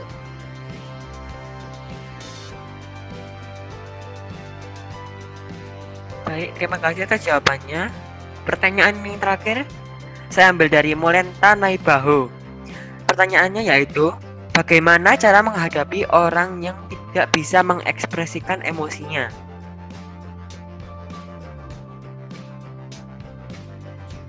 Gimana tuh Kak Roji? Jadi lempeng aja gitu, datar, flat, biasa aja gitu ya kira-kira.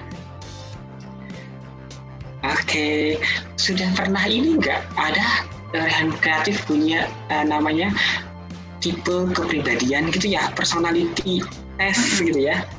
Ada online tes kepribadian ya. Ya, nah mungkin salah satunya ada pada tipe kepribadian itu. Nah tadi, bahwa kepribadian itu termasuk emosi, itu tidak terlepas dari pengaruh pola asuh juga. Ada dua istilahnya hereditas. Hereditas itu adalah bawaan. Kadang ada potensi bawaan, memang orang bisa seperti sekarang ini. Kemudian ada modifabilitas, yaitu lingkungan tadi, pola asuh dan sebagainya. Nah, kalau orang lempeng saja tidak berekspresi, mungkin tipe kepribadiannya tadi memang kepribadian yang seperti itu. Dia tidak terlalu banyak melatih gitu ya, kalau potensinya ada, tapi latihannya kurang. Artinya, ya dia tidak banyak melatih emosi. Ketika kita berinteraksi dengan orang, bagaimana rasanya lempeng gitu ya. Nggak enak ya, ketika kita berbicara dengan orang, dia tidak bisa melihat kita, dia mengalihkan pandangannya. Sama seperti kita bicara dengan orang yang sedang main handphone gitu, nggak enak ya. Kita sibuk bercerita, kemudian dia main handphone, nah, seperti itulah rasanya. Nah, mungkin kita bisa masuk misalnya, tetapi kita tidak bisa merubah begitu saja karena orang itu punya hak atas dirinya sendiri. Ya, merdeka belajar tidak hanya merdeka belajar, tapi juga merdeka terhadap dirinya sendiri. Tapi kita tidak boleh tidak memberikan informasi kepada dia bahwa apa yang kita rasakan ketika dia tidak menunjukkan ekspresi itu harus kita lakukan dengan cara yang baik. Jangan menyinggung gitu ya. Bukan lu datar, itu enggak seperti itu juga gitu ya. Kamu apa gitu. Agresif. Kenapa dia itu? Tapi harus kita kenal. Aja dalam budaya kita, budaya timur itu berekspresi itu hal yang dibutuhkan untuk berkomunikasi dan berinteraksi gitu. Jadi nggak apa-apa ya Kak Roji ya kalau ada orang-orang yang emang dia nggak bisa berekspresi gitu. Itu sebenarnya nggak apa-apa ya, emang karakteristiknya dia begitu ya. Ya begitu. Tetapi kita nggak apa-apa juga untuk mengingatkan kalau dia bisa merubah diri. Ya, kalau ada keinginan dari dirinya untuk berubah harus diingatkan. Tapi kalau dia tidak mau berubah, ya jangan dipaksa juga. Gitu. Kayak tadi ya, gelombang untuk emosi keluarga yang sehat tadi itu ya prosesnya. Oke, mungkin itu pertanyaan terakhir kah? Ya. Senang sekali bisa bareng-bareng tanya jawabnya ya Dika. Ini pertanyaan terakhir ya. Thank you. Dan silakan acara selanjutnya.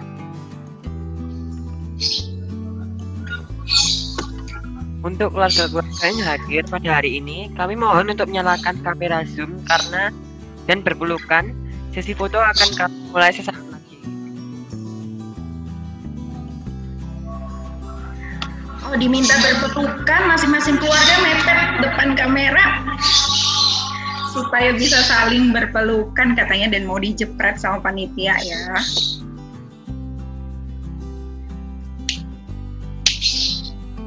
Serunya semua keluarga boleh saling berpelukan. Wah, senang sekali ngelihatnya dari sini. Seru. Bisa dihitung nggak ya Kak Dika? Hitung ya. 1, 2, 3.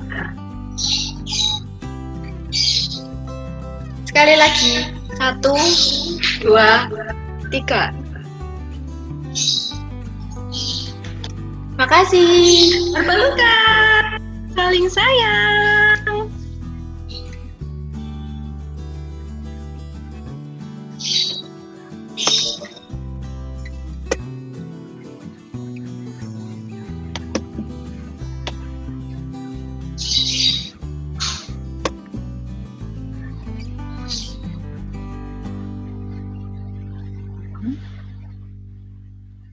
Ya, untuk keluarga-keluarga yang hadir pada hari ini, kami mau menginformasikan kalau kita akan membuat webinar yang lain yang baru tentang keluarga merdeka. Online test ini untuk terdapat untuk orang tua dan anak, dan ada yang online test untuk orang tua dan remaja. Online test akan diselenggarakan pada hari Minggu, tanggal 6 Agustus 2020. Tes ini untuk mengetahui karakteristik pola asuh orang tua dan mengetahui karakter anak. sehingga orang tua dan anak bisa saling memahami karakter masing-masing. Harapannya, orang tua akan merasa merdeka dengan cara yang dipilih untuk mendidik. Anak pun merasa merdeka dalam tumbuh kembangnya. Hasil tes akan dibahas dalam webinar. Webinarnya akan diselenggarakan pada hari Minggu, tanggal 23 Agustus 2020. Narasumber kita untuk webinar tentang keluarga merdeka, yang pertama adalah Bu Nawang Warsi dari Malang, Ibu Keisha Margareta, Ibu Lili Batubara, dan Ibu Ririn.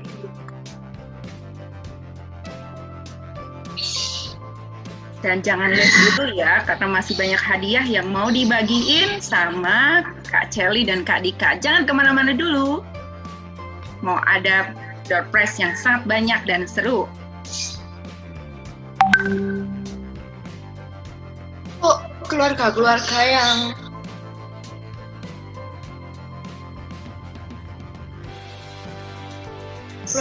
yang ingin registrasi online tes Rihan Kreatif bisa menghubungi kantor-kantor yang terdapat di seluruh Indonesia. Ada di cabang Jakarta, cabang Tangerang, cabang Depok, cabang Makassar, kantor pusat Malang, cabang Banjarmasin, cabang Medan, cabang Bandung, cabang Surabaya, cabang Padang, cabang Solo, dan cabang Sorong.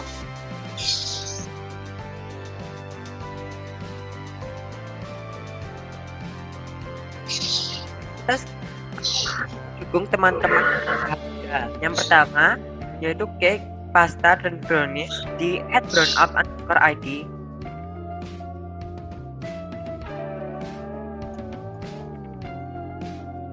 Lalu ada Toraja Coffee dan keripik buah, keripik umbi-umbi, dan kalau ada yang mau boleh langsung menghubungi di Instagram @spirit_toraja coffee. Selanjutnya ada jasa foto untuk produk di Malang, ya. Dapat menghubungi @mino_foto_produk.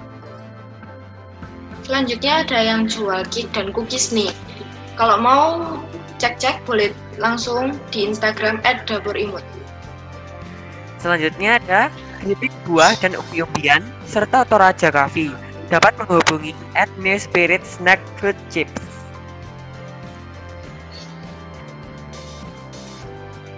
Nah, sekarang kita mau kasih tahu nih pemenang yang tadi udah follow Instagram Rihan Kreatif. Pemenang yang memenangi door prize yang follow Instagram Rihan Kreatif dapat 1 free online tes emosi anak. Pemenangnya adalah @najwa_humariah_. Ada hadir di sini? Boleh nyalakan mic-nya? Najwa_humariah_.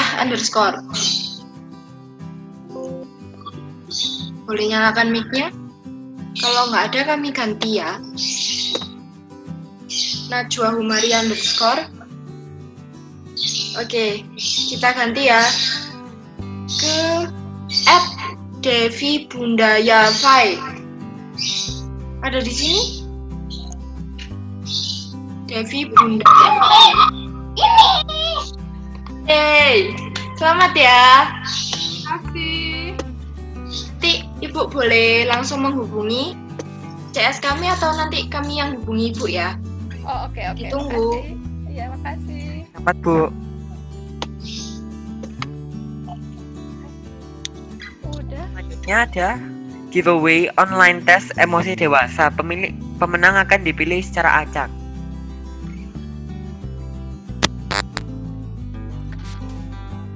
Wah, pemenang akan dipilih secara acak. Siapa yang akan dapat nih? Siapa ya? Oh, deg-degan. Siapa yang dapat? Tunggu. Selamat kepada Luhut Leni. Ada di sini Luhut Leni? Pak Luhut dan Ibu Leni. Apakah masih ada di sini? Adakah? Boleh nyalakan mic-nya? Oh, ada. Yeay. Selamat. Tapi maaf videonya lagi nggak bisa ini. Tidak apa-apa, nggak Bu. apa-apa. Selamat buka hadiah tesnya. Nanti boleh hubungin panitia ya, Bu ya. Makasih. Masih ada kah Kak Celi? Iya, masih ada, masih banyak. Aduh, deg-degan nih. Coba sini nomor handphone Mama. Nah, yang selanjutnya, yang menang kita kasih tes online tes penjurusan siswa ya. Baik, mari kita undi.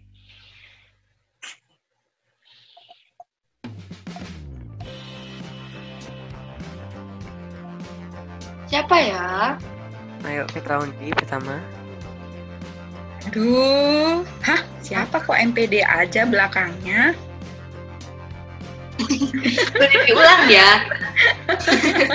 Ini kayaknya dia cuman mau ambil yang pendek-pendek nih. Kalau MPD banyak banget dong. Boleh diulang? Ulang, start. Siapa? Dan pemenangnya adalah Yeay, selamat kepada Kak Lita Sriwulan. Ada orangnya? Ada di sini? Adakah? Boleh nyalakan Boleh mic-nya? nyalakan mic. Angkat tangan.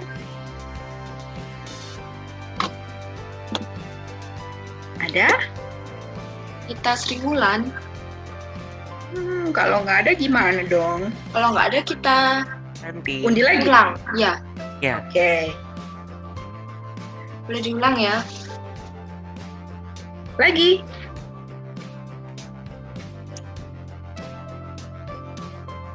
Selamat untuk Kak Fatima. Ada di sini Kak Fatima. Kak Fatima. Adakah? Oh, nggak ada Kak. Diundi lagi loh. Undi lagi kalau nggak ada. Boleh nyalakan Lanjut. mic Kak Fatima. Adakah? Ada? Kayaknya udah pulang ya. Sayang banget ya nggak sampai selesai. Padahal Next. ada supervisor Kalau loh. iya bener tuh Dika. Next time kalau ada webinarnya Rian Kreatif lagi, stay sampai selesai ya. Karena hadiahnya keren-keren. Nanti diulang ya. Undi lagi. Start.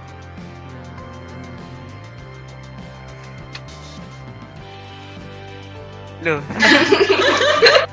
Dia keluar lagi sih, operator. Apakah ada yang belakangnya MPD? Kayak dia mau menang ya. Hitung 2 kali. Muncul dia 2 kali. Zoom, zoom, zoom, zoom, zoom, zoom, zoom.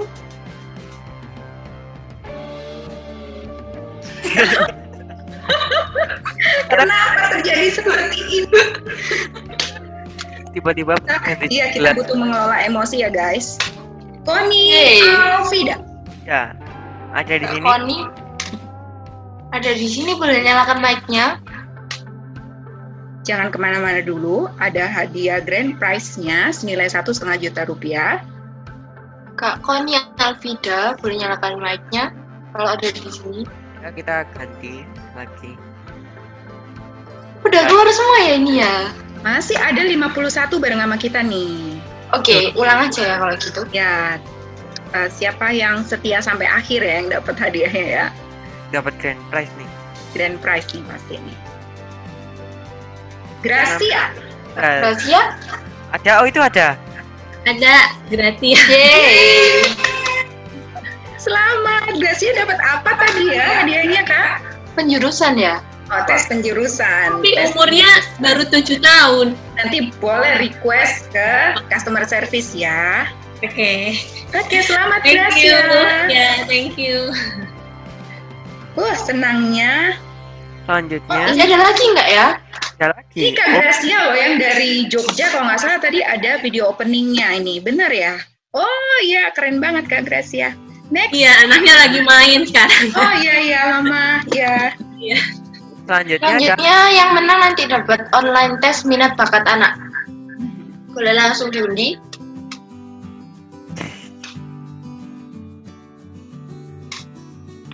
Klik. Kita akan undi. Siapakah dia? Leli Wijayanti. Kak Leli Wijayanti ada di sini? Adakah? Boleh nyalakan mic-nya. Kak Leli Wijayanti. Leli Wijayanti. Kak Leli. ya. Sepertinya Kak Leli sudah pulang kah? Kalau udah nggak ada, kita undi lagi ya. Iya, kita undi lagi. Masih ada berapa hadiah lagi, Kak? 2. 2 lagi. Ini dan grand prize. Wih, siapa ini?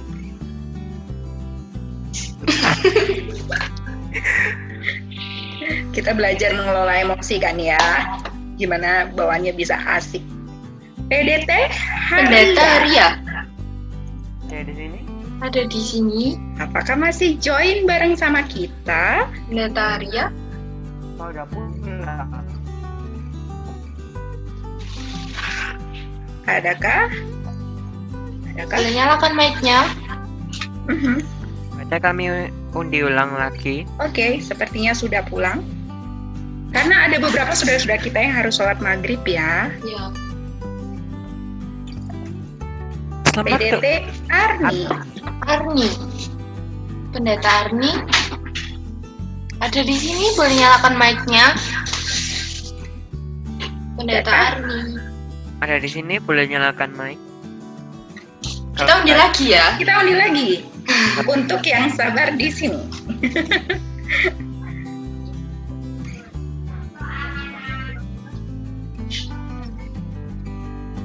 Selamat tuh. Kak Ayu Agni Adini ada di sini?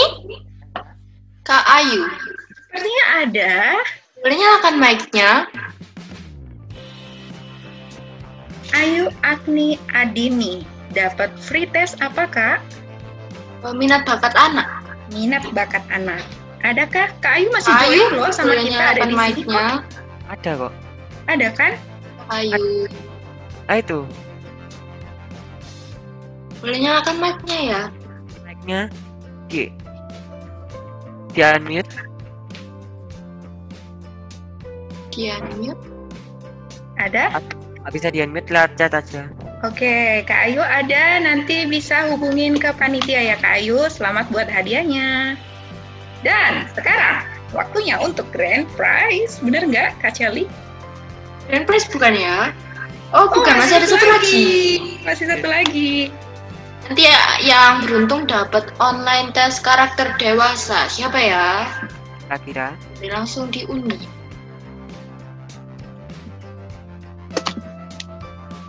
Start. Siapa ya? Selamat untuk Kak Indah Lestari. Ada di sini. Kak Indah Lestari, boleh nyalakan mic-nya. Kak Indah Lestari ada di sini. Kak Indah Lestari.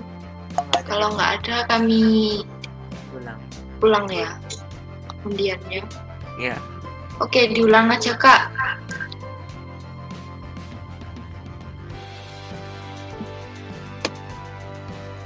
Kak Pravisi ya, selamat. Ada di sini orangnya? Ada. Unmute. Yeay, selamat. Terima kasih Ibu Mayang. Selamat Ibu. Terima kasih. Oke. Berarti sekarang langsung grand prize. Grand prize nih. Terus siapa yang beruntung? Grand prize-nya apa aja sih? Grand prize-nya apa ya? Grand prize senilai 1,5 juta. Meliputi tes lengkap dewasa, tes lengkap anak, tes emosi dewasa, tes emosi anak, tes keluarga merdeka, dan tiket webinar online selanjutnya, serta konseling online. Wah, banyak banget nih hadiahnya. Totalnya 1,5 juta loh. Siapa ya yang dapat? Ceng ceng ceng ceng. Siapa yang dapat ya? Langsung diundi. Undi. Start. Siapa nih? Nah. Ah, 98. Apa nih? Indah Haji. Kak Indah Haji. Ada di sini? Boleh nyalakan mic-nya? Kak Indah Haji dapat grand prize 1,5 juta. Ada di sini? Ada di sini? Kalau nggak ada kita ulang lagi loh. Ada nggak sih? Pastikan dulu. Ada nggak ya? Grand prize loh ini. Kak Indah. 2,5. Ada nggak ya? Kalau nggak ada. Loh. Oh iya.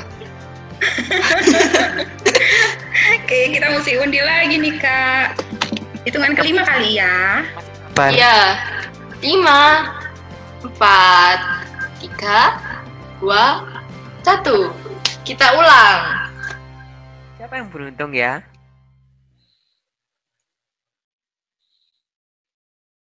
Siapa ya? Kak Lita Sriwulan. Nggak ada ya? Ada di sini? Kak Lita Sriwulan, boleh nyalakan mic-nya atau angkat tangan. Grand prize loh. Grand prize loh, totalnya 1,5 juta.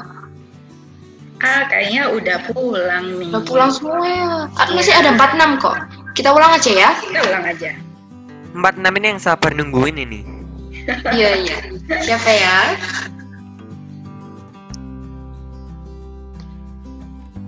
Selamat Kak Vini Setiani. Ada di sini? Kak Vini. menang grand prize ini. Ada nggak? Kak Vini udah pulang. Udah pulang ya? Ya. Mau diulang aja? Ulang aja ya? Masih ada kesempatan ini. Masih ada kesempatan buat yang 46.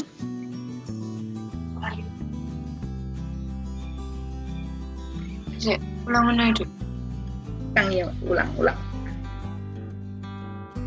Start.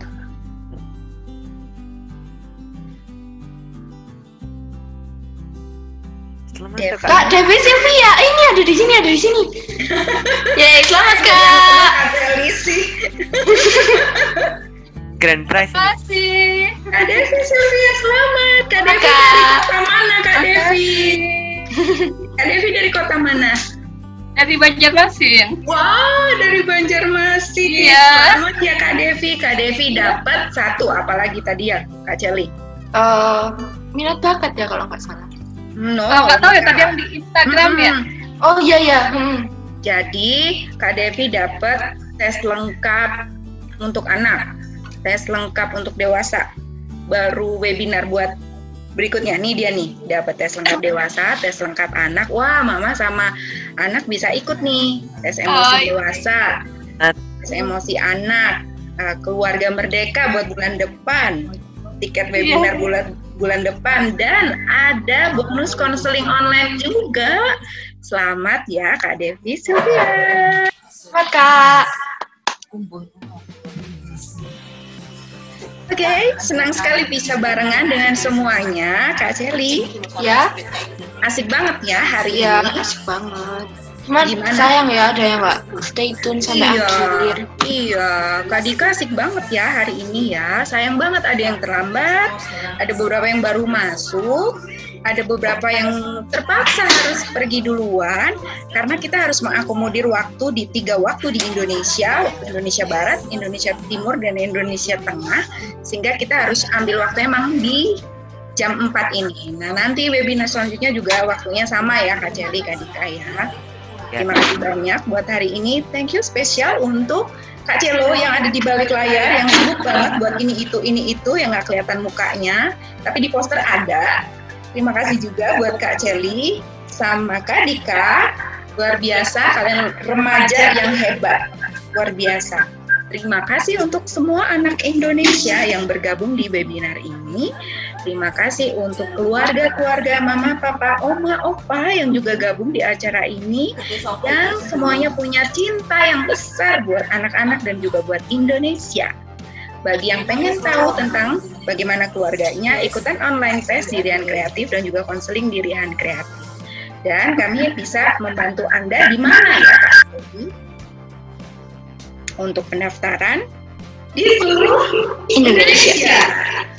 Boleh kunjungi websitenya riankreatif.com dan juga Instagramnya. Sampai kita ketemu lagi bulan depan, 23 Agustus. Terima kasih. Terima kasih. Untuk yang minta nanti mau butuh sertifikat boleh langsung hubungi customer service-nya Rian Kreatif ya di 081 555 18012. Terima kasih. Terima kasih. Di acara selanjutnya.